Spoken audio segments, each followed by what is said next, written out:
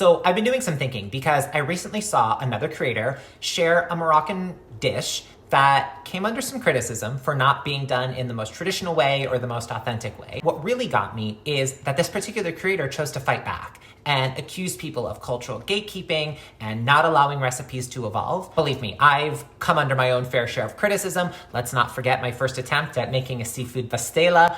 I made a lot of people angry. Hopefully I've redeemed myself since then. But I thought long and hard about this because one of my goals as a creator is always to protect the integrity of a dish, especially with the Moroccan kitchen that is so specific and so traditional. I mean, so much so that there is an entire museum in Marrakesh that's just dedicated to the preservation of the Moroccan kitchen. So yeah, I think there is a right way to do things, and I don't think it's cultural gatekeeping.